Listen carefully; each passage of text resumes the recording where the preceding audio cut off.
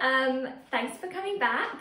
I've had a wee bit of a technical issue this week at my mum's, and the oven is sadly broken. So it's not going to be so much baking today as making something without the use of an oven. So I'm going to show you Rocky Road. This has been a favourite of mine since I was really little. It's one of the first things I learned to make, and you could just chuck in whatever you want, melt loads of chocolate. It's dreamy. I like to think the version I make now is slightly more sophisticated, and I have slightly smaller portions. That definitely is a treat. The only things that I'm really particular about a Rocky Road must-have is marshmallows. I feel they're essential. And some kind of honeycomb. So I've got crunchies here. So I do plan to do a video for both of those, showing you how to make them at home, because actually you can really easily make marshmallows at home, and you can really easily make honeycomb. Honeycomb you can make on the stove, or in a Thermomix if you have one. That's super easy. And then marshmallows are just made in like a freestanding mixture, and you make a hot sugar syrup. So don't worry if you can't get hold of them, you can make them. So the ingredients that you need to make your Rocky Road, it's 400 grams of dark cooking chocolate, as I already mentioned. You can see I've got some little bits of white chocolate in mine, that's because I was slightly short. But dark cooking chocolate or milk cooking chocolate's fine. Then I have my magical 60 grams of marshmallows, followed by 40 grams of honeycomb, or in this case, crunchy bar, followed by 80 grams of like a really chewy bar, like you could use Rolos, but I'm using Mars. Then I have 40 grams of dried mango, because I love it. Love dried mango, but you could use like cranberries or really lovely sultanas. Sometimes I've even soaked my sultanas in some whiskey for an extra kick. I've got 40 grams of amaretti biscuits, and then I've got actually 40 grams of cornflakes for a little extra crunch. So a few of those you could interchange, biscuits and everything like that. Don't worry too much, but you basically, it's about 300 grams of dry mix, and then you've got 400 grams of the melted chocolate.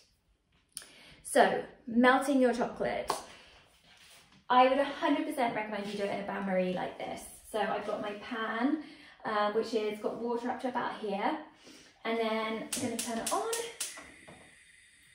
and it's going to simmer, not boil, simmer, and the steam is what's going to heat the glass bowl and melt your chocolate really gently. Now, you're not trying to cook your chocolate, you're just trying to melt it so that you can then stir through your ingredients and reset it. When you overcook chocolate, or you mess around with it too much or overheat it, you get like white streaks or chunky burnt bits. I'm sure you've all had those white streaks sometimes when you've opened a chocolate bar, you bought in a shop and it's melted and then reset and it's got those horrible streaks in it. So just be gentle, use bain-marie. It will take some time. Go and have a cup of tea. We're still in lockdown. Be patient.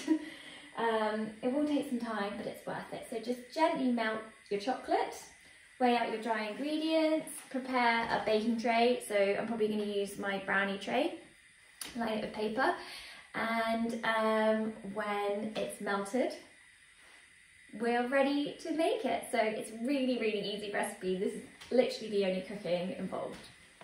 So I just really want to show you again about how you know your chocolate's ready. So I've had this simmering for like probably about 5 minutes, very low, and I'm taking it off the heat now. And you can see I've still got some lumps here, like really big chunks of chocolate, but because of the residual heat, it will keep melting. So when you probably get like to 2/3 of your chocolate being melted, turn off the heat and just leave it sitting on the bowl of warm water. And that last bit will melt very quickly, but it will just, again, make sure you're really gently melting the chocolate. So my chocolate is now completely melted. You can see beautiful, glossy, shiny melted chocolate. By the way, I've used Menier. It's in little green boxes of 100 grams, and you can get them at most supermarkets. But there are loads of really good cooking chocolates on the market now, so don't worry too much about which brand you use. Just make sure that you do use a cooking chocolate. So the chocolate is now melted, so I can add all of my dry ingredients. I've mixed everything except the marshmallows and the cornflakes up and already. Now the marshmallows I want to blob in myself because I'm very particular about even distribution. So I'm just going to pour in these bits. Now the cornflakes, this should scrape it all out into any kind of baking tray. Like this. I might need to only use half of this. Don't worry about that too much. So I'm gonna, and then I'm just going to blob in my marshmallows. I really hate it when I'm sitting eating a piece of Rocky Road and the person next to me has like 2 bits of marshmallow and I have none. So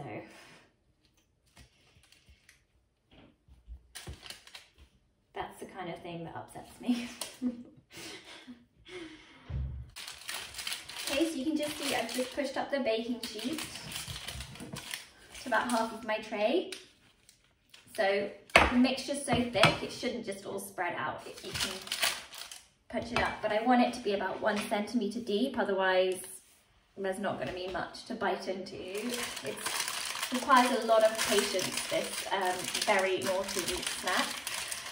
So what I recommend you do is leave it somewhere to cool until the chocolate's like it's not warm anymore, and then maybe you can put it in the fridge, but it should set very well if just left somewhere cool.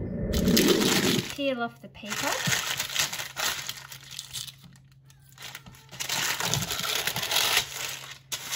Like so. Nice sharp knife. I'm gonna go across half of it.